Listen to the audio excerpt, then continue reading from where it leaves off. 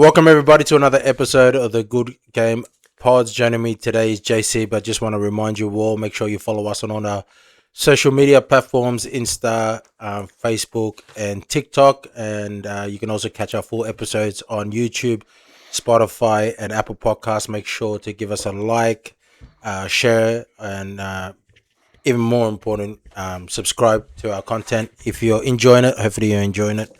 So JC, what's going on, mate? Mate, not much. Been good.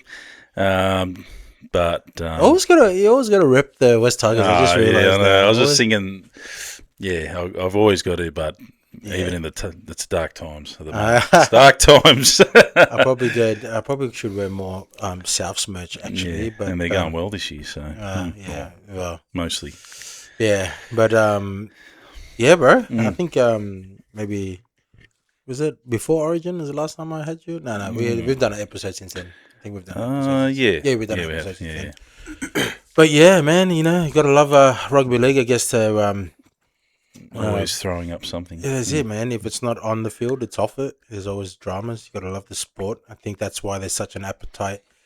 Like people just love listening to, podcasts.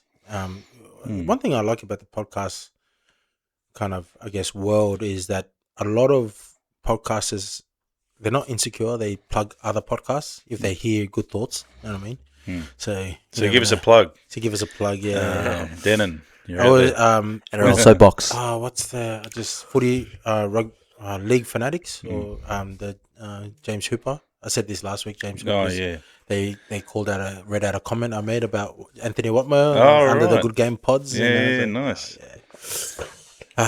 But gotta love the game, and I guess I sent you some talking points. I guess the first thing first cab of the rank is the fact that our two grand finalists from last year missed out on the top 8. Yeah. What are your thoughts about that? Because I got to give a shout out to Jerome. That's probably I'm going to clip a montage of some of the opinions that predictions that have come true, and the most viral clip we've had so far, but also probably the one where we were criticized. The opinion was criticized the most was the fact that the Storm would not make the top 8. Maybe you can understand not making the top 4, but not making the top 8 because they've pretty much had a mortgage on that top 8, on a top 8, position for years, for the llast couple of decades. He's well researched, as we know. Jerome is well read, but it didn't. It was a shock at the time, but as the season's panned out, made a lot more sense, and there's a lot of comments, wasn't there, at the start? I did circle back. Don't worry, I'll circle back. I'll make sure. Got the it's receipts. Good. Yeah, well, it increases the engagement of the actual video, but a lot of people were some like, of your highlights. People were like, I'm saving this video, and then I'll circle back. You still saving this video? And it's like, certain things are, like death, taxes, and Melbourne making the top 8. I was like, I hope you're paying your taxes. Things like that. Just little banter. It's all friendly. It's all love. Everyone was pretty respectful there. Yeah. And look, in all fairness, it was a crazy take. It was a crazy take off the bat to say, because we've been so used. Like, even at the time, I was, I thought it was a crazy call. But when you hear his points about all the injuries, they are, those players, your Harry Grants, your Jerome Hughes, your Cameron Munster, they're all a year older. They're all over 30 now. Katoa losing him at the start of the year. And they've had, I think Sean Bloor was injured. He was a bit of a mainstay. Tui. Yeah. Tui. Yeah. Yeah, and he still isn't. And then, obviously Paps retiring too. As Gunner's Whanongo is. Yeah. He's a freak. Yeah, he's in attack. He's still got a lot to learn in defence. But now their whole spine's gone. So.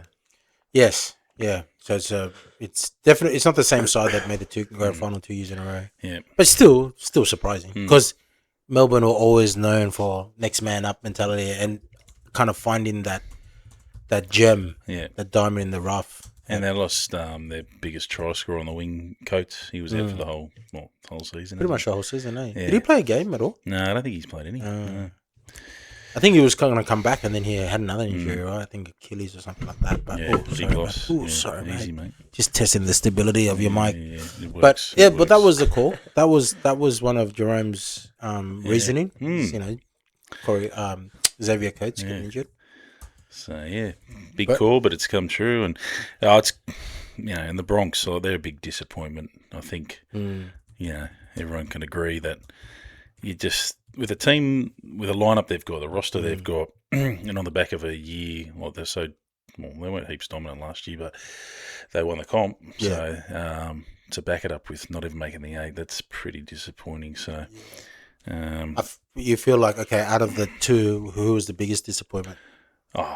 Bronx, I'd say. Yeah, definitely. Like for me, anyway, I just feel it's such a shock to because they did have injuries too this year, and they've had by Origin and all that sort of stuff. But I feel like they had more depth though. They've got than what Melbourne had this year. Plenty to pick from, Usually Melbourne has depth, but they'll struggle this year. Yeah. So definitely Broncos. It'd be tough year to be a Broncos and Maroons supporter. So, if you know any, yeah. But it's, I guess people were confident after Penrith beat the Panthers a couple of weeks ago. Yeah. They thought they were going to go on a run because they needed to win pretty much every they did. game. They played well that game. Yeah, that's right. And poor old Madge, I feel sorry for him. I mean, he's under pressure. Any coach of the Broncos is under pressure all the time, because they've got so much expectation up there. Yeah. But to win a comp and then halfway through this year, he's been questioned the whole time, really. Like, should he be re-signed? Is his position safe? All this sort of stuff. And, I just feel a bit sorry for him because he is a good coach. He's won a comp in his first year up there. He's won with New Zealand. He's won with New South Wales. The Bunnies. Won with the Bunnies, yeah. I think he's won the Super League. When he was a Tigers coach, he just didn't have the cattle there. Like, you still got to have the team on the park to be able to execute what you want them to execute and the talent. So, like where he's had a good team, he's been able to take them to where they need to go. But this year, this year, I don't know if it's complacency or what it is, but they've got all the reasons to play and make the 8 at least, but play their best. But just didn't. I think they maybe just rolled the dice and were hoping that Reynolds could do another year, but all these guys which is why I'm surprised that they signed Ben Hunt. Yeah. Another year extension, given their age. Yeah. But maybe... leadership. I think the only thing that he's going to bring is... Because you got Carrigan there. Well, Walsh is there for another season. Like I said, they're starting to be... obviously, they'll be leaders in the team, but that old head in the team. Because, I mean, performance-wise, he's been hot and cold throughout the year. But somebody in a group that's going to be able to pull everyone together and who's been there and done everything, really. They'll lack that because they're losing Haas as well. They're losing Haas. I think that was the fact that they lost Haas just made them start questioning, is something wrong? Like, because they're thinking, is he unhappy? Yeah. But I think if a player wants to leave a club, it's not always because they're unhappy at their previous club. Yeah. I've already shared. I think there was personal reasons why he wanted to move to Sydney. I think he wanted to be closer to his manager. I didn't realize his manager was Muslim at the time, but there's a bigger Muslim community over here and all that sorts of stuff. So I thought that was a little bit. There was other things that were important to him, and the fact that he won a title. Maybe made that decision a little bit easier. He's been there from when they were winning. They got spoons.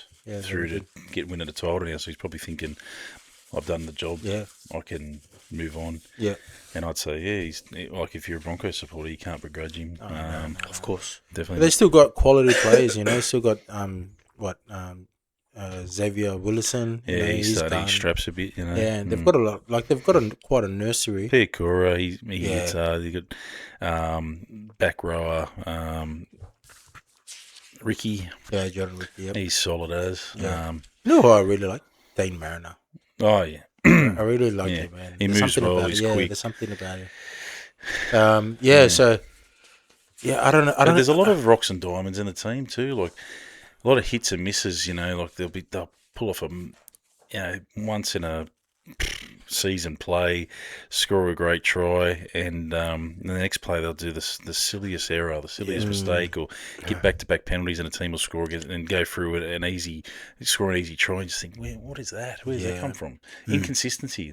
Well, I think the way and I always think, man, that it was like a sliding doors moment. I always think that, I don't know if you remember that semi-final, the first semi-final Broncos played against the Raiders. Yeah. It all came down to Zach Hoskins' charge down, right? Yeah. If he hadn't have done that, they wouldn't have won. Yeah. You know what I mean? Right. And they went on this run. They went on a run leading into the finals, but then obviously Reece Walsh caught on fire. Yeah. And I think they maybe might have been lulled into this false security that they can just flick a switch, that they've done it before, they can do it again. But I think that was a freak. That was almost like, I always think of Ben Barber, Jared Hayne, and Tom Drabovic, right? Yeah. And they won the Daily M's, and they had crazy runs. Like Reece Walsh was in that form, but at the end of the season, he wasn't like that the whole season. But he just caught on fire at the right time and literally piggybacked I wouldn't say piggyback. They have a good side, but did carry them the momentum into. He converted all of their good work.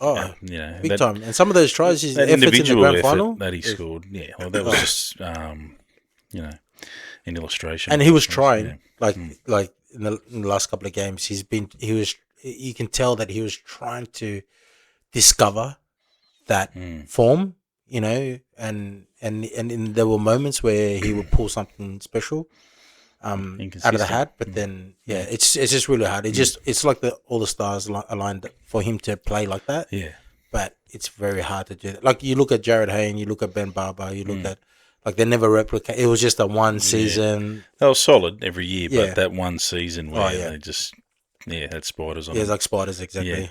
Yeah. So do you think the Broncos' premiership window's closed? You can never say that about a team like the Broncos or Melbourne because of the calibre they've got, and the coaching staff they've got, and the facilities, and they've just got a lot going for them. So I think they're always a team that you think should be in contention. I don't think the premiership window's closed for them. I think that's why they get criticised the most. They get criticised because they have all that going for them. Yeah. They have a lot of big expectations, mate. Always. Always. They're expected to play finals every year. I think as well because they've got a lot of corporate backing. Backing. So third parties are always very attractive. Yeah. They always get good third party deals for their players, which makes it more appealing for people. They're a big market. Obviously, Broncos. I think they got a massive fan base. One of, if not the biggest. Memberships. Yeah, so I think they've got a lot of things going for them. Off the field as well. But it definitely feels like a little bit of a rebuild at Melbourne. And I think it's a bit of a transition period. There's, Billy Slater's, there's whispers around that he's going to be taken over. So, and he's been talking to players in the sheds, and I've seen some of those stories. He's with Sewer a lot. So I wouldn't be surprised if he takes over coaching the next couple of years and they do a transition period with Bellamy sort of phasing out, but also in the background helping out with things. But it's interesting that Munster said that if Bellamy is a coach, he'll re-sign. Wow! But in saying that, I think he would re-sign if it's Smith, Slater. Sorry, Slater just seems like a coach. Because I've been coached by him many times, that can get the best out of players. He brings them to Origin. And Origin's a different environment. Everyone steps up, but he seems to be a coach that can really. He studies players. He knows their strengths and weaknesses, and he really uses them to exploit other. So if he can do that at Melbourne, they definitely will bounce back pretty quick. And because Origin, they always talk about Origin coaches as being more man managers because you got the best of the best. They say they're not. They don't have to necessarily be X's and O's coaches, but he's both. Slater is both. Yeah, Slater is both. What's interesting is that the Broncos have, I think they've asked or they want Cameron Smith Yeah. because he plays some sort of role. He has some role. He's involved there. Consultant, whatever. I don't know. Advisor, Financial- something. financial advisor. Referee and that's advisor. He gives them referee. He tips on the referees. But they want him to take a bigger role next year. Can you imagine one day if Slater coaches the Storm and Cameron Smith coaches the Broncos? Wow. Well, Clash of the Titans when it Yeah. comes to coaches, bro. But and yeah, Crunk coaches the Roosters. yeah, it'll be the new grudge match, Broncos Yeah, and massive. Broncos and Roosters. But yeah, I don't know. We'll again, they've got such a nursery over there at the Broncos, and yeah, we'll see if this. They're definitely going to do a bit of rebuilding with. It's going to take time with Jonah Pezza going up there to build that combination. Yeah. I like Tom Duffy. But yeah, Yeah, he needs another year. Well, Tom another Duffy? off season, and then Yeah. I think and give him a bit of with Reno Reynolds there. yeah. Oh, and Mam, what's happening with Mam? Is he? Yeah. Well, he's yeah. I don't know. I think there's some off-field stuff. I'm assuming some attitude things. I don't know. I can't speak for that. But yeah, it's just interesting to see. I think no one probably at the end of last year. I don't think anyone would have thought that the two grand finalists would not make the finals this year. You know, Except for Jerome. Yeah. except for Jerome. Yeah. Oh, I think. Well, he said that. I think we might have had Brisbane still up there. Yeah. Well, yeah. Yeah, Disappointment. I know we're going to cover more of this game, but the Roosters record-breaking victory. Did you see that touch game? Oh wow, the touch. Yeah, the Roosters beating the Cowboys 82-12. I couldn't pick it because like there was some efforts from the Cowboys that you thought they are trying, like Lukey chasing down Ramsey, and but just the bounce of the ball sometimes just didn't go their way on certain tries. But Roosters, the other part of me is like they're a strong team, mate. They're this time of the year they're starting to hit their straps, and we just saw an example of that on the weekend. I don't know if the Cowboys were that far off, especially to start off with. But once the tries started rolling, you're in that washing machine, and you just, it's hard to stop that momentum. It's like they were in quicksand. The more they tried to get out of it, the more they just sunk. And it was a perfect storm in the fact that the Roosters played the best they could possibly play, while at the same time the Cowboys played the worst they could possibly play. Oh, that try, it just something that's indicative, like Smith's little kick through. Walker, Sam Walker. He done a little kick through, then taps it over the top, and then Ramsey, like that just came off. The bounce of the ball went their way, and they have to put themselves in those positions. But I felt sorry a bit for the Cows because they have been travelling pretty well. Yeah, but that's just embarrassing, really, for them. I couldn't believe that there were supporters still at the game. Seriously, at the game. I think I was hearing someone on a podcast saying, "Oh, hopefully they don't do hopefully they don't do worse this week." I was like, "There's no way they can do it. Nah. They could lose 60-0, and that's still better than you know what I mean? It's still better." In the local Penrith we've got the mercy rule. Once you hit 60 points in front, game finishes. So it's sort of got to that, didn't it? The NRL wanted more tries. Yeah, they got it. Probably didn't expect. Well, interestingly enough, after that game, the NRL said that they wanted to trial the new kickoff rule in the last couple of rounds. But to be honest, the way that game panned out, the kickoff rule, it wouldn't have mattered. It doesn't matter who's kicking off. It wouldn't have mattered. But they're going to give the option for whoever. For whoever concedes the try, whether they kick off or, of course, they're going to receive the ball every time. Like, why would you even? Yeah. Why would they? What situation would they kick off? Like, I don't understand. They want the ball. What situation? Let's try to. I don't know what kind of scenario where you would kick, unless you're up by 2 points, so you want to kick it down the other end. Yeah, that's the only thing. Because you don't want to. Because even if they kick off, they can still kick it short. Technically. Yeah. But yeah, I don't, man. I think it's a stupid rule. Yeah, apparently, when they originally thought of it, because they try to appeal to the American market because the Americans are always confused. Like, why are they kicking off, bro? And that's going to help them? Exactly. Just teach them the rules. Yeah. Educate them. So you pass backwards to go forward? Exactly. Is that what's going on there? Got to preach. Sometimes you got to go backwards to go forwards. Ooh.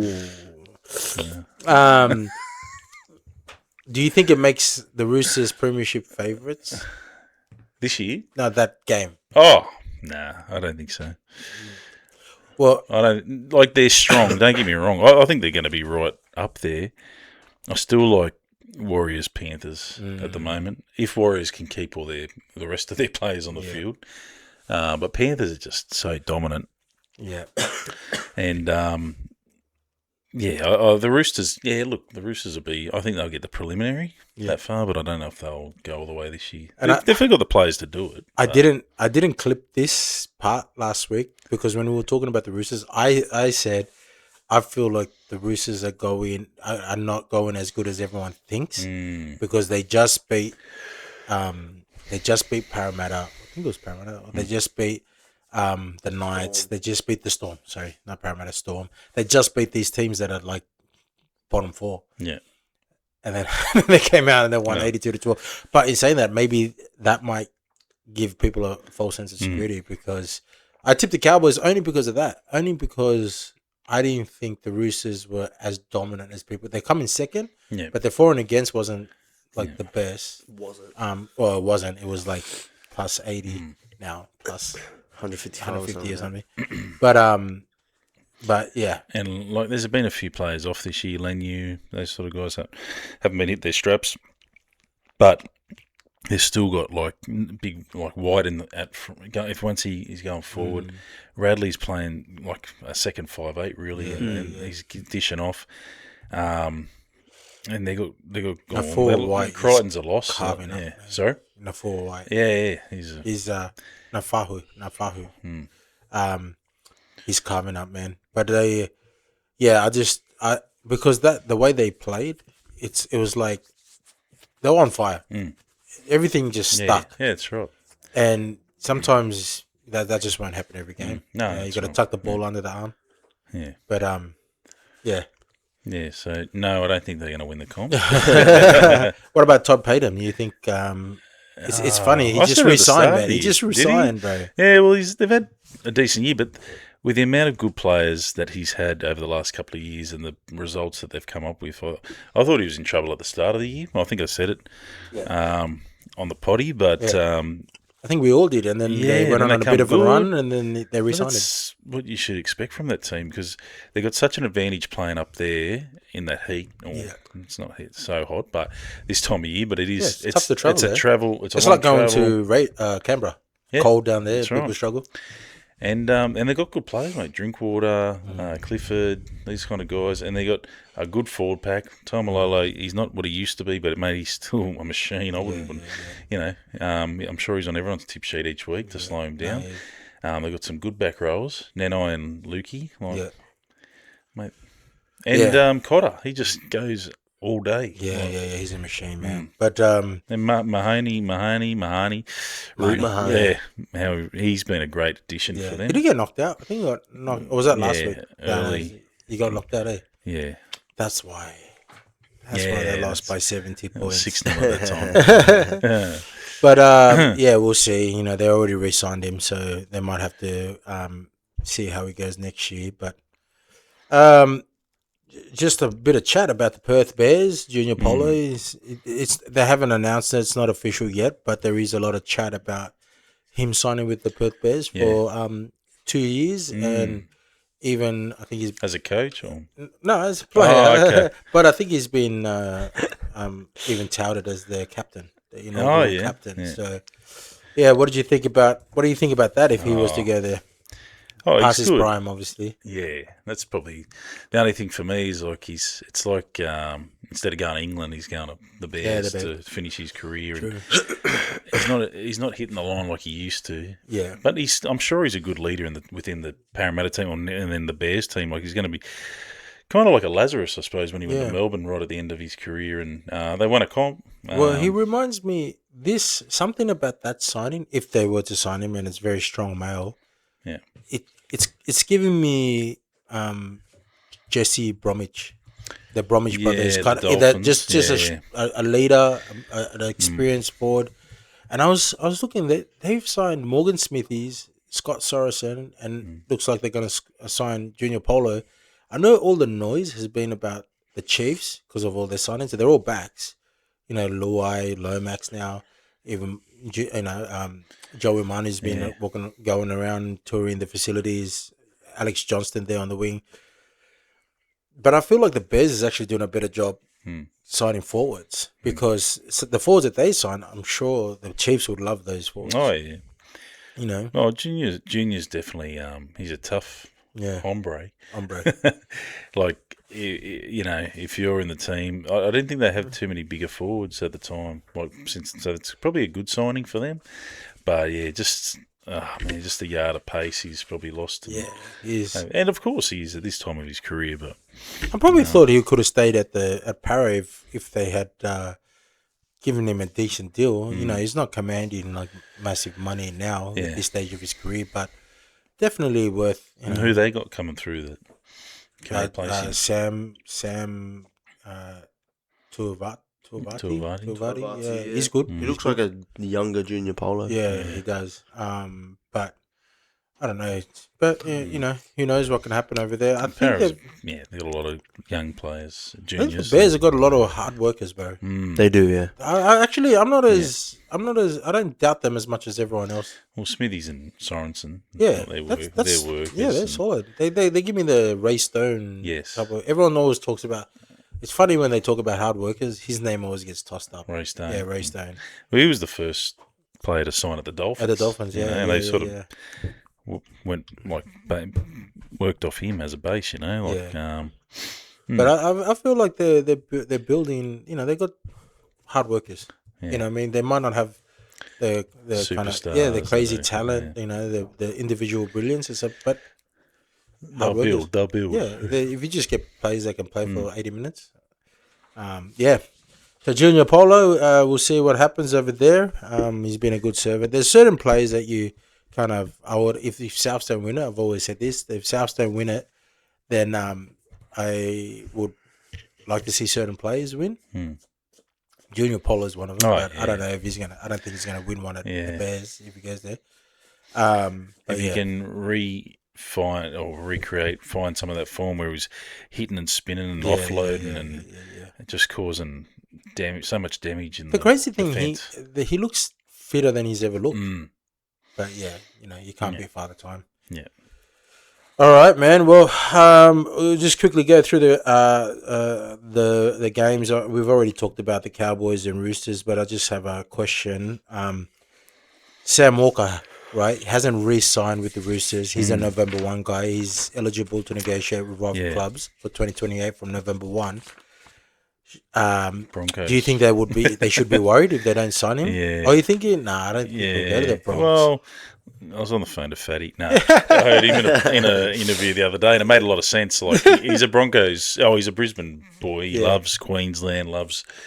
Did he mention this? Yeah, this is what Fatty said. Like he reckons he'll end up at the Broncos eventually. Like so. Oh, eventually. Yeah. Well, Hunt's side for 1 year. Yeah. So he reckons 2027. Okay. 2028 onwards. I'm going to make a big call. I'm going to call it. Because he signed for next year, the Roosters, isn't he? Yes. Yeah. So November 1, he can negotiate. He's off contract 2028. All stars aligning for Broncos. I would not be surprised if Parramatta throw the book at him. I just have this feeling. I don't know. I'm just going to throw. You heard it here first. Parramatta, big play for Sam Walker. And you heard it here first. He's a Broncos man. Yeah. But it's interesting how all these people were bringing up. I think the Roosters had their doubts over Sam Walker for whatever reason, and before Origin, he's a small body in defence, but he's done. Alan Langer was a small body. That's right, but he's still they tested him and he's passed. Yeah. Well, if he can match it with the best of them in Origin Arena, I think that's a good enough That's test. right. Mm. But and in saying that, I think he's come out on fire ever since he's come out of Origin Oh, camp. yeah. Give him a heap of Oh confidence. man, did you see him grill No One Gonna Need to Ask It? But like him 2 years ago wouldn't have done that. No. You know what I mean? So he's obviously. You need your half to do that. You know, Good sprays is always good. Yeah, you need to.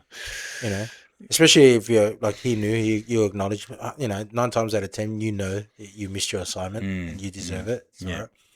or they can pump you up. I remember once, man, I got eye gouges or something. No, I got knocked dizzy. I was playing with Nat Wood, Nathan Wood. Nat Wood, yeah. And bro, I was seeing stars, and all I hear behind me is, "Sam, you all right, mate? Get up!" I was like, bro, I'm stumbling here, and he's just like, "Get up, Sam! Stop being soft." Bro, he's the beast. But we've already covered that record-breaking win from the Roosters, and Sam Walker was on fire. Good to see. I think was that Cody Ramsey's first try. I don't know if it was Cody Ramsey's first try. Good to see him. What a comeback. Yeah, man. What a comeback, story, man. Amazing story. Dolphins 28 beat the Dragons 22. Dragons have definitely improved.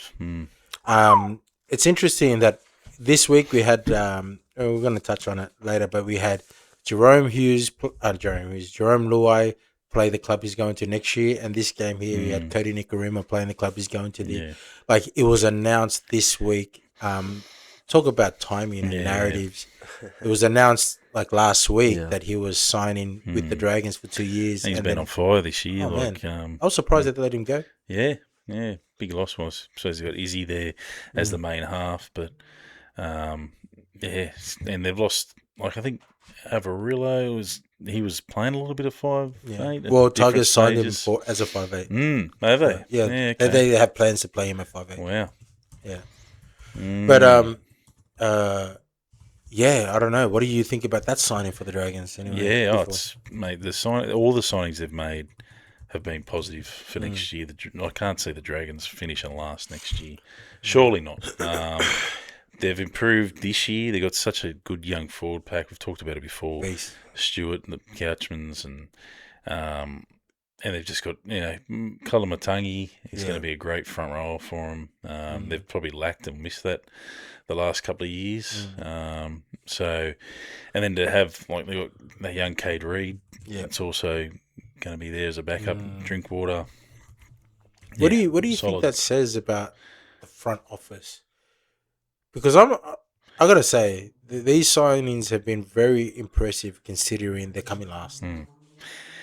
It says a lot about the way managements of clubs, like if you compare the Dragons this year, who are coming last, and everybody says, they got the spoon or whatever, but the circus that is around the Tigers and around, not so much Parramatta, but Dragons are just, we sacked our coach, move on. Yeah. And they're just quietly going about their business. There's no big conjecture about who's going there. They just go with it. They're just announcing signings as they happen. It's crazy. And they're just going, we know this season's gone. We're building for next. Dean Young's our man, and we're going to move forward. And it's pretty impressive. And they seem like, they don't seem like desperate signings for whoever's just on the market. Let's get whoever quality player. They're strategic signings. Silly amounts of money. Yeah, exactly. And for positions that they need, positions where they might lack a bit of depth or where they could use their experience in terms of mentoring the next generation. I feel Phil Semi's a good buy too. Yeah, especially he's playing really good in the last couple of He's played Origin. He's been good for Titans for a long time. Yeah. So you got a couple of young backs there that'll relish listening to him. And I think also like the sign of a good coach, and I'm like, I've been very impressed with Dean Young. Just his steely kind of focus. But when you see the signs of a good coach is when you see players that were kind of, you thought, they're not good enough or this and that, like flourish. Like on the weekend against the Dolphins, that was the best game I've seen Kyle Flanagan play. He was so direct. I've never seen him play that direct. You see Tyrell Sloan playing better. Yeah. And it's kind of disappointing to see someone like Tyrell go overseas. He's going to Catalan Dragons, I think. Maybe I still think he's got some good years. I think under the right coach, man. And I've always felt this, man. I've always been very passionate about. Like I've always felt like just because you're a first grade coach and what do I know? We've never played the game. Doesn't automatically mean that you know everything about footy. In the sense that sometimes you might not have the best feel for the game, like whereas other coaches, for instance, and I've always brought this up. Laurie Daly in Origin 2. What? No. That was it. That was just poor. Yeah, that was poor bench rotation. That's what that came down to. Both games, but you know what I mean, like changing positions, switching plays. Like even you see Dean Young, he had Hamish Stewart at lock, and he had Ryan Couchman, was it, coming off the bench. And you just noticed, and then you mean this game? The past? The last two games, he swapped them. Ryan Couchman's been playing lock. Yeah, but just little, and put in Hamish Stewart in the edge, and just little things like that. Whereas another coach, but they've both been playing good where they were already. Just they're little things like that, making a switch. What will complement the team. Oh yeah, I honestly believe Kyle Flanagan will make a great hooker. That's me personally. Oh, really? I think so. And Yeah. I was going to say on the Dolphins side of things, they got George Williams from Warrington Wolves. Yeah, I don't know why they bought him. I don't know why they bought him either, but he's coming into the 5'8". They might extend Brad Schreiner. I think they're looking to do that. So. Yeah, Brad Schreiner's good. He's good. Stopgap. Like, he's good. Fill in. He would make a better hooker, But then again, Jeremy Marshall King, he was a half. You know what I mean? He's just make a better hooker. Great hooker. Yeah. Phoenix Crossland was a hooker. He's a halfback. Turned into hooker. I just think he's leading tackles, by the way. In that. Is he? Yeah, him up. Anthony Minichola always came through as a winger. They put him at fullback because he was one of the best fullbacks ever. I think good coaching also comes down to good feel for the game and just understanding what. Well, Wayne Bennett speaks so highly of Dean Young. He rates him very highly, and it was a good example of that was when he first took over the coaching role. He got Ennis out straight away. And I was like, Michael Ennis. What are you doing? Yeah. But he could tell straight away as a leader, he knew that relationship wouldn't have worked as him as a head coach. And Ennis having the media personality, probably the dynamic of that group in that situation, there would have been conjecture, like if they were going poorly, Mick Ennis is there, why don't they put him as coach? And so he just said straight away, cut it off, made it amicable. Yeah, there's been no talk about it. It's not to say that Mick Ennis won't be a good coach. No, but for that situation, he just made a strategic and smart decision to say, look, that would have been. I can see what's going to happen here. Actually, now that you brought that up and we talk about steely focus, that says a lot about his. He's not afraid to make the tough calls because think about your colleague that you've been working side by side with for how long, and then you got to tell him sorry. Yeah, and he knew the team's going poor. Like the general fan would be like, "Why are you letting him go? He's a good. He's won comps. He's he'd be a good influence in place." But obviously behind closed doors, he's like, "Well, I know how this is going to go." And the way he presents himself to the media, Dean Young, there's something about him. His focus. I feel like he wouldn't put up with some of the things happening at the West Tigers. Oh, no. Yeah, he would just cut cords. I don't think he would. In my opinion, anyway. But we'll get around to the Tigers. Yeah, you had to bring up Tigers. Storm lost to the Bulldogs. Bulldogs won 36-22. That's it. Done. Storm gone. Out of the 8. But Dogs have surprised me. Dogs? How many games they've won. Yeah. And you know who made an impact and you realise how much they missed him? Viliami Kikau. Yeah. Of course. Viliami Kikau. Defensively, he made some tackles on Stefano that made it look like like a under 8s. Yeah, he was tackling someone around. Yeah, I remember thinking that a couple of times. I thought Stefano's getting manhandled. Yeah, exactly. Mate, you think back to Penrith in their first couple of years. Like Luai had kick out running off him.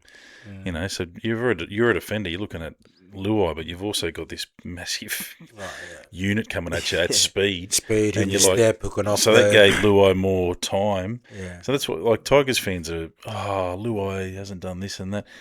It's different dynamics. When you got Sione Fainu running off you, or Samuel Fainu, Alex Seyfarth, it's a bit compared to... Samuel is all right. But still, compared to Viliama kick-out, though. He's just a specimen, mate. He's just something else. Yeah, that try he set up for Stephen Crichton, where he offloaded it, kick out. Yeah.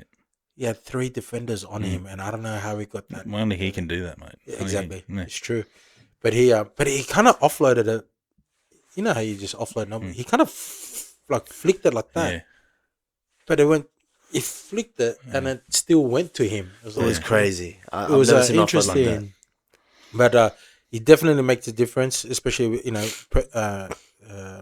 Jacob Preston coming back as well on that edge, just defensively. Yeah, he's dominant, mate. And but you know, I don't think it's a coincidence as well that they're doing better since they've made the switch with Stephen Crichton and Burton. You know, interesting. Yeah, I've always thought Burton was a great centre.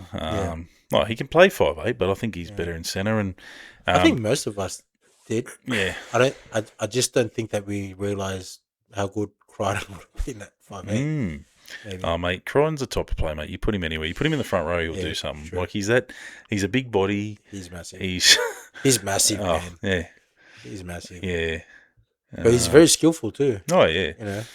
And his leadership, I remember hearing from a close source. I won't give up names, but he was at Penrith like one of the best or the top leaders there, you know, and that's what they were going to miss the most. His leadership, his standards he was setting as the way he trains and all that. So maybe it wasn't so obvious at the Panthers because from the outside, because everyone, you know, you got, you know, Isaiah, you got Fisher Harris at the time. Fisher Harris, Coruscant, Luai, Cleary.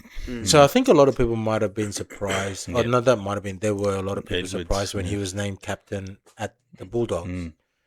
But then obviously, Seraldo was, you know, knew him well from the Panthers and wasn't afraid to make that call. And he's a great leader as well as a great footballer. But he's probably got to be the biggest 5'8" I think we've ever seen. Seriously. Yeah, he's huge. I don't know if I can remember seeing another 5'8" that big, but he's got quite a boot on him too. Olsen Filipano, what did he play? Oh yeah. Was he 5'8"? He was a couple of games. Yeah, he was massive. Yeah. But athleticism, defence. He's total. You know, great player. Oh yeah. Well, because of the Cowboys' heavy loss, the Bulldogs were able to sneak in the top 8. Yeah, I'm surprised. I had them at the start of the year. From the game they played the Dragons in Vegas, and they just never have gelled. And then now they've made this change with Burton. Like Galvin's playing well now. He takes a lot of hit ups. Hey, he gets in behind the ruck. He's like, I reckon he'll end up being a lock. I feel like Crichton's playing halfback, really. Well, and then what's the other bloke? Sullivan? Sullivan, yeah, he's chimed in a few times as well. And Hayward, you know, he's come good too. And their forwards are going forward. Like, they're gelling. Thompson's good. Yeah, I think it's taken a while for Tom. Like King, I think Cliffy was sharing it last week. He says he's finally. There's a style. You have to, you know, they've signed players. You know, I think Tom Amon, I think it was his name from Warriors. From England. I think he's Kiwi, but he came. He struggled defensively with the systems, and they released him again to go back to Super League. But I think there's a style that they play. And interestingly, and Nari Tuala, he's another one. He's playing really well. Rinakama. I think they've benefited from the fact that the 6 against have reduced, you know, because then now they can play that grind in. It doesn't have to be fast. Well, they defend him well, and like Connor Tracy's solid. Yeah, he's not a superstar, but he's solid. Yeah, but the other wing, Kiraz, he always beats the first defender. He's got an offload in him. He just shakes up that first one or two runs to get him out of their end. He shakes up the defence, and then they can start punching holes in them. He's he's gone. He's Strong as. hopefully he has a good off season because he's played through a lot of injuries. Mm. Warriors bounced back this week, 42-8. They looked 42-6. Sorry, they looked impressive. Yeah. But I think what's impressive the most, or how do you rate the Warriors' depth? Yeah, well, they've got a number of guys there that have in their New South Wales Cup team that have been up and down in first grade. So they've got some players that got experience that have come up and filled positions. I expected that result, really. If they're coming second, no matter, against the Titans team. I know the Titans have sort of upset a few teams this year, but that's really what they should have done to the Titans. So I'm glad to see they did. Yeah, I think I tipped the Titans. Just because of their form, and they've been playing too good, inconsistent, mate. They're just, but it'd I be think interesting the this Warriors week. Warriors had a few Panthers losses back to back, maybe. They've had a bit of. What was that?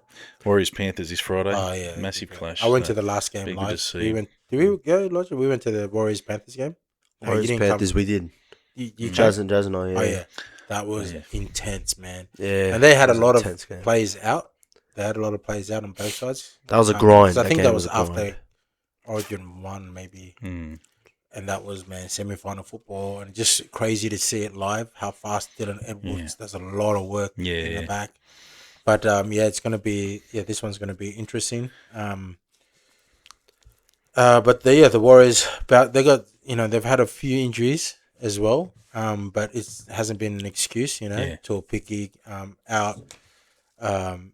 Who's the Tuivasa Sheck, Tanner Boyd, James Fisher-Harris has been out. Pereira comes in and he's just a try-scoring machine. Look, that speed is something else. I'm surprised the Titans let him go, really. Yeah, I don't know what they were thinking. Yeah, he's a finisher for sure. I think he's played like 70 games, 70-something tries. Right. Something like that. It's a crazy strike rate. But he looks like he's jogging. Yeah. Sometimes when he gets that ball, he's quick, man. You can't. And it's good for either you Pakistan Rugby League. Like is he Pakistani? Yeah, this guy's right. Pakistani. Yeah. Samoan too. The Samoan blood. Oh, right. Samoan. Pakistan the World Cup? I don't think. The Cricket World Cup. T20 World Cup. He'd be good in the outfield. Panthers beat the Raiders 42-18. I think a lot of people gave the Raiders a chance because of the fact that they needed to win this game to, they're still in contention, but do you think they can still make the 8? No. Well, not with the run they got, like Knights this week at home. They got the Knights which this I think week. the Knights are, the way they're playing. Sharks at Shark Park. Yeah. Sharks will win that.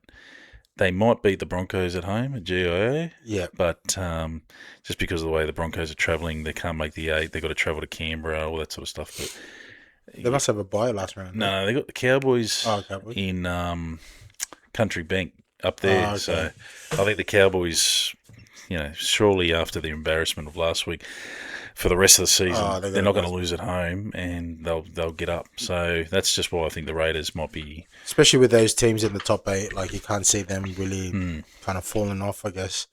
But they still got good players, got a team. Rick Stewart's a good coach, so who knows? They scored some good tries against the Panthers. They did score some good tries. They did. KO Weeks, Xavier Savage. Yeah. They're freaks, mate, those guys. And Tomoko, he's such a powerhouse. I think another year. Saunders, he's going well. Another year. Ethan Strange, mate. They should be in the 8. They should be near the top 4, really. Yeah. I think they got with that team. Yeah, they should. I think they need to start. They got Big Red. Owen Paddy. Need to start him a hooker, man. Yeah. He's so crafty at a hooker. He loves Starling. He loves Starling. I'm guessing he does. Well, Starling's probably better off to come off the bench. Get him on, inject some speed around the ruck, and then put Paddy back. He defends well, don't get me wrong, but he's definitely a spot for every attacking side to get at him. He's fit as a fiddle. Like, he's still late in halves, he's still making inroads and stuff. But you're right, on Paddy, he's got like in terms of attack, he's like a Brayley type of. He brings people on the ball. Yeah, he's always scheming around that ruck. Yeah. He's got the craftiness. Yeah, it's like Brayley, like your Coruscant. He's up there with the best. Whereas Starling's doesn't have that. Yeah, he's got a bit of aggro in him. Yeah, he's tough. He'll make his tackles, dominant tackles, really for the size of him, which. And but you probably got to probably the last 15 minutes of a half. Yeah, he's got to bring on Paddy. We'll see. It'll be a crazy comeback if they can. But the Sharks 32. I wasn't really surprised about this. Rabbitohs 16. You know, the Rabbitohs have had their injuries as well, but they're kind of on and off. But do you think that they should be worried? You know, they're coming 7th at the moment. The Bunnies. Yeah. Man, they've got a team this year. Well, I mean, Latrell and Fafita have been out for a lot of it. Yeah. But I think maybe Murray and Tallis Duncan should be back this week. Yeah, That's the mail. Massive. They should be back this week, yeah. Ins for them. Hopefully. I think at the start of the year, I had them right up there. This is a chance to win a comp. Definitely next year with Haas there. Yeah. My man Walker, he's another hot and cold one. Yeah. He does some freaky stuff, but then sometimes just comes up with rubbish, really. They got a team that works hard, superstars in different roles, and I don't know, Sharks are just a team that just outworked them, outgrinded them again, and they're on a roll at the moment. They're on a roll, man. I recken that they are actually the Hope it's not too early, but it's just can they maintain? Yeah, and they always get the last couple of years. You feel like they're going to make the top 6 and they'll get into a prelim potentially. And some just happens; they just fall. They just don't have that next effort to go all the way. Yeah. I don't know. Do you reckon? Before, yes, but the way Trindle, I love Hines, Trindle, and Brayley are they're on a mission. They look super focused this time. And Fanua Blake is hitting his straps now. On the weekend, it was one of his best games. He was very quiet at the start of the year, questioning if he should have been playing Origin. Yeah. But now, on the weekend, he was back to his scoring tries. Yes. Doing those ones. Do you rate Will Kennedy? He's a hard worker. Yeah. I think he's... I don't know why he gets so much, He's actually a good fullback. Why they knock him so much. He signs 1-year deals with the Sharks because they're not trying. They don't want to pull the trigger and sign him on a lot. I don't know why. He's so solid. He's a machine. Yeah. He's actually a machine. Oh, mate, I'd take him at the Tigers. He, well, shout out to me mate Iso, but Liam Ison in the reserve cup. He's played a few first grade games. He had a knee reco, I think last year, missed the whole season, but he's a bit of a future there for the Sharks. For the Sharks. Wait, we didn't meet. Is he from St Mary's? Oh, he's a St Mary's junior, originally, but he's been at the Sharks for a couple of years. His parents weren't sitting at the table? Yes. They were, right? You did. I think he might have told me. Yeah. So he's a good young fullback, mate. Okay. How old is he? 21, 22. Oh, so still young. Maybe they've earmarked him. Potentially, so he wouldn't look out of place. He's played a couple of games. Last year before. So. What was his name again? Liam Ison. Ison? Shout out to Liam. Yeah. And he's a big fan of the show. He's a big fan. Did he have a recon this year, last year? Last year, early on. I think he missed the whole season. He was out. Okay. So he played again this year? Yeah, he's been playing this year. So okay, good, man. We'll see. Yeah, maybe that's it. Maybe they're just waiting. And but maybe that's, again... but Kennedy's in great form. He's top... I don't know, his statistics-wise.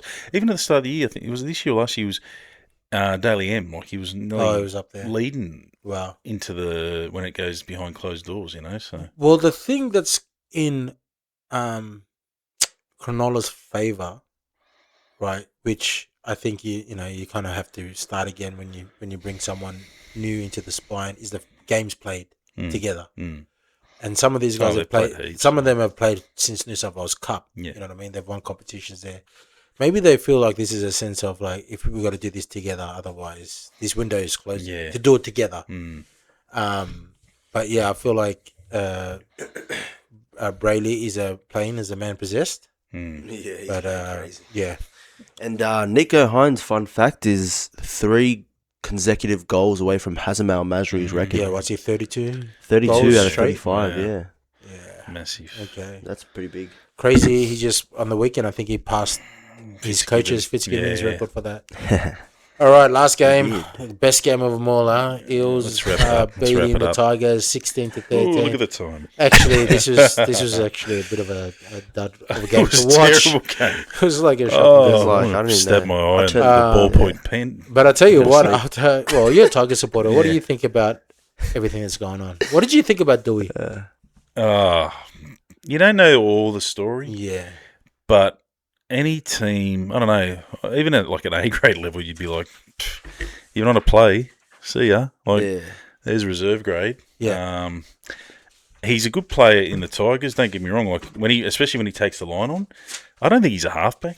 I don't know. He's a good halfback. You saw that try that he scored for the Tigers. He looked like it was a lock. He took a hit up. Yeah, he's trying to get his numbers up. That's what he was trying. And that's most of his try. Like, honestly, if you look at it, he's a good running outside back or lock. Yeah.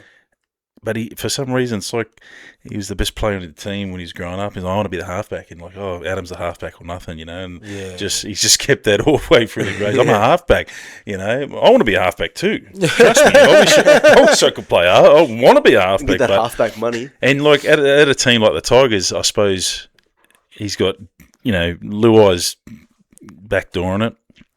And there's not really any other dominant half there. So he's like, why am I not the halfback? I can understand that. But still, at the end of the day, that's your coach. You're getting hundreds of thousands of dollars per year. Yeah. You're playing lock, mate. Yeah. Okay, I'm playing lock. I don't like it, but I'm playing lock. So, for me, I just thought that was a bad look for... And then to put him straight back into halfback, it's like... Yeah. Again, you don't know the full story in the background. They might be going through some stuff mentally, whatever, but... It was good he come out and apologised. I was impressed by that. Yeah, that's right. Because he did sound sincere. Yeah. I think he had his rosary beads leading up to the. Did you see that? He's walking with his rosary beads as he was coming up to answer questions. Yeah. So maybe he's repented. Maybe he's. The thing I don't like. Maybe he's repented. And like it's just an intuition thing because I don't know him, but you know, over the years I've watched the Tigers closely. Obviously, and he's always been one of our better players. And it was like a better signing when we come over from South. And all I didn't realise he's been there that long since 2020. Yeah, something like that. 2019, 2020. And of course, but when you listen to him in interviews and stuff, but even just when he playing the game, like he's that type of player, he'll make a break and then, I don't know if it's just me, but he'll get up and slow play the ball. And you're like, play the ball, mate. Be a team player. Yeah. What about the next play? It's not about you getting on screen, mate. And then he'll do stuff like he'll do plays and you just think, mate, that was just such a selfish play. There was a kick on the weekend. I think he kicked it on the second or third tackle. Yeah. We just got a repeat set because Buller chased hard. And he turned around and he sort of had a smile on his face. I was thinking, mate, well, that is such a selfish play. Yeah. And that's the type of player he is. And that's probably what got him to first grade as well because he's done plays like that and they came off. But also, for a team like the Tigers, I don't know, man, you can't have those selfish sort of players that... You need a Jock Madden, just steering the ship or Javon Andrews. You know who you need? A player? You need a Sean Sullivan. Mm. You need a player like that just to steer the ship. That's it. And then, So I'm a bit worried about next year. Luai going. Latu Fainu, he seems to be a way of the future. But you got Averillo coming to play in the halves. But Dewey seems to be, unless he's agitating. He's got to bite the bullet. Unless he's agitating to get a release and go somewhere. I don't know. He seemed pretty sincere when he said that he's not going to break the contract. I hope he is. Otherwise, don't come to a press conference again with your rosary beads again. If you break that promise. But look, and Parramatta weren't much better. So many drop balls, but we do anything. It's like we did anything we could. No, not that we did anything we could, but we should have won that game. We should have closed that out, especially when Dewey kicked that field goal. Such a selfish player. That was one good thing. It was an ugly kick, but it got there. Yeah. But like Macassini fell up like. On the West Tigers pages, they crucify Macassini every week. Anytime he does one little thing wrong, I feel sorry for him. And he's 18 or 19. When you ran over Dylan Edwards, no one said anything. That's right. And they all expect him. That's right. They're all expecting it. You know, he's young. In 2 or 3 years, when he's killing it, and he might even leave us because I don't know. But when he's killing it, they won't remember this. You know, exactly, and like people they're going to make. He's going to make mistakes. But I love Paulo. mate. Paulo, he scored a great try. He's my favourite player. So I think. Now he's he's always been. No, he's not. Quick feet. No, you have. I can attest to that. He's always consistent, mate. Consistent. All good, man. All good. All good. We'll see. I think the end of the year can't come quick enough for the Tigers. That's for sure. All right, quick predictions for this week: Titans, Cowboys on Thursday night. Titans. What do you reckon? I reckon bounce back factor Cowboys. They both got flogged, but Cowboys got more flogged. So. Yeah, I reckon Cowboys. And where's it at? Seabus. Yeah, still Cowboys. Warriors, Panthers at Go Media Stadium. What a great game that'll be. Why is that the 6 o'clock game? Because over there it's 8:30 or 8 o'clock. They're true. 2 hours in front of them. So. Thanks, man. Yeah. So I'm well researched. Yeah. Well read. Good point. That is going to be a cracker, and I've gone the Warriors. I'm going to go Warriors too. Because the tipping comp, I'm like 5th, so I need to get a few smokies. Yeah. It's going to be a great game. Roosters, Bulldogs. Roosters. I think this Bulldogs have been going well. That's some pretty heavy momentum you've got from an 82 point performance. Bulldogs. Yeah, because I'm a South supporter, so I can't go Roosters. True. Storm, Seagulls, Saturday. First game Saturday. In Perth. Yeah. HBF. Park. Make sure you get out there, you Western Australians. Yeah. Seagulls. I'd like to say Seagulls because... Yeah. They've had a few losses recently, and if they're going to win a game, they got their rivals, the Storm. So get up for that. I'll go Seagulls. Dolphins, Bronx. Dolphins have to win. They have to win. The Dolphins. Broncos have got nothing to play for. Dolphins have everything to play for, and they're a better team. Rabbitohs, Eels. Rabbits. I can never. The thing is, whenever I tip against the Eels, I lose. I'm actually going to go to this game. Where's it at? At Allianz. Rabbits, yeah. Specials. Ashton Ward. I'm going to this game. My mate he's got a box. Oh, yeah? Yeah. Spare ticket? Oh. No, that's all right. I don't want to go. Raiders, Knights. GIO. I'll ask. Nights, nah. It's all right. Busy. Okay. Busy. Raiders, Knights. Knights. Knights. Yeah, Knights. The way the Knights are going, the momentum, they're just playing great footy. So. Dragons, Sharks. Yeah, I'll go Sharks. But yeah, Sharks, but I think tough. Dragons are tough. smoky. Dragons aren't the pushover. They're not the pushover team that they were at the beginning of the year. That's for sure. They're grinders, man. But thanks, mate. Valentine's Holmes pass. We're going to talk about that. Which one? He got that intercept and he went to pass it. I think it came out of the hands backwards. Yeah, but it was. It was a bludger. Yeah. I don't know why he didn't run towards his support. If it was me, I would have. Yeah, I would have chipped and chased. I would have chipped and chased, and But thanks for jumping on, bro. It was a good chat, and hope you guys enjoyed that episode. Stay blessed.